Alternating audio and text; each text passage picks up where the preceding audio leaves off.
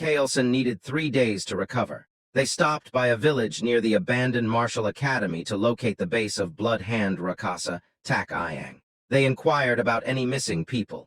An old man mentioned that about 1 or 2 people go missing in the jungle each year, but there hadn't been any noticeable patterns of disappearance. Kaelson was deep in thought. They thanked the village chief for his help, and he humbly replied, "I am honored to assist the famous patriarch of the Sichuan Tang clan." They excused themselves, realizing they hadn't found any significant leads. As they walked through the forest, Soryang commented that there seemed to be nothing special about the village. Kaelson explained that when Iang found them and revealed himself, it was near that area, but locating his base was proving difficult. Soryang also found it odd that there were no traces. He recalled what Iang had said, which sparked a realization. He asked Kaelson if he remembered what Iang said when he appeared. Kaelson admitted he didn't really recall, as he had been struck away by Iang's attack at the time. Soryang reminded him that Iang mentioned hearing that the Tang clan had come to Hainan, implying someone had informed him. Therefore, it was simple. They just needed to check the places the Tang clan had passed through in Hainan. Soryang suggested using Iang's portrait to gather information. The others looked at Soryang in amazement. They found his insight remarkable. If Iang had been informed by someone who saw the Tang clan, things would indeed be easier. They set off immediately and arrived at a village that seemed gloomy. A Tang clan member reported that, based on what he had heard at the port in Hainan, this village seemed to be the one. The elder noted that it was where the Halai people lived, hoping they wouldn't be hostile. The villagers appeared lifeless. The Tang clan called out to see if anyone was available, catching the attention of a villager. Upon seeing the Tang clan, the villagers asked what the Han people were doing there. An old man, possibly the village chief, approached them. The village chief held the hand of a little girl, flanked by 2 guards, all of whom looked unwell. Kaelson introduced himself. Soryang observed the interaction, noting how weak the child appeared and how lifeless the village seemed. An idea struck him. He noticed that other villagers looked droopy, as if they had taken some kind of medicine. The village chief assured them that no one was missing and nothing unusual was happening in their village. He urged them to leave. The elder began to comment on the disparity between the number of houses and people, but was interrupted by the village chief, who insisted there was nothing to concern themselves with. Once again, they were asked to go back. Kaelson and Soryang were taken aback. Kaelson whispered to Soryang, recalling his earlier comment that the Halai people were supposed to be friendly. Soryang had no response. He noticed the little girl again. She suddenly collapsed. Everyone was shocked. The village chief cradled her in his lap, tears welling up in his eyes.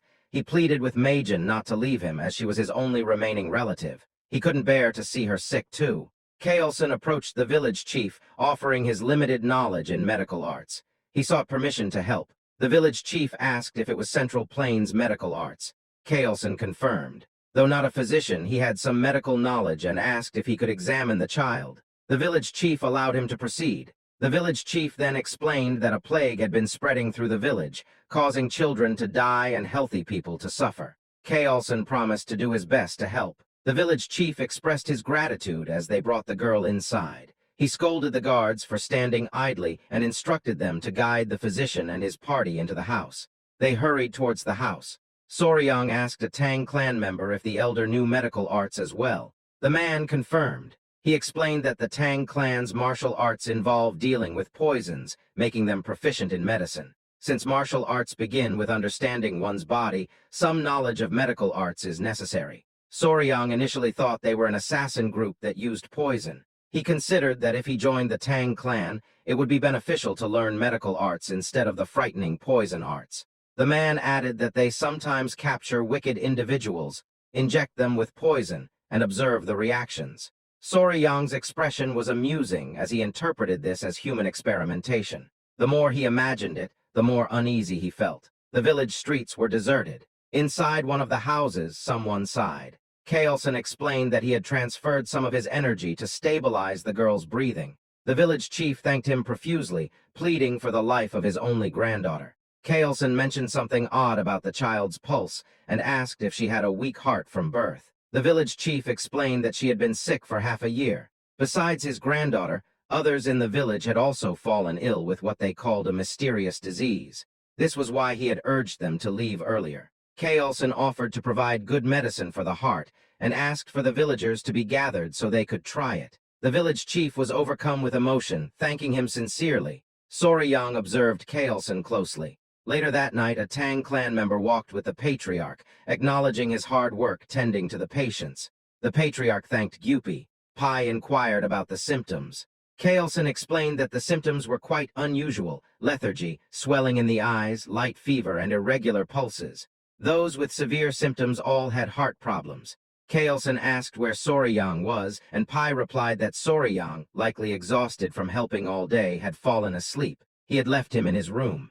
Kaelson agreed, noting that Soryang had been following them without knowing any martial arts, which would naturally tire him out. Kaelson decided to check on him, and Pai offered to lead the way. They entered the room, finding Soryang sleeping soundly on the bed with his 3 centipedes resting in a basket. Kaelson peeked through the door. Noticing something, he immediately entered and raised his hand towards Soryang. His hand came down heavily, waking Soryang with a sting on his cheek. Kaelson was glaring at him. Soryang, confused by the sudden action, instinctively moved away, cradling his sore cheek. So, friends, this chapter comes to an end. What will happen next? We'll uncover it in the next chapter. Don't forget to rate this chapter out of 10 in the comments. We'll see you in the next video. Until then, take care and goodbye. Don't forget to like the video and subscribe to the channel.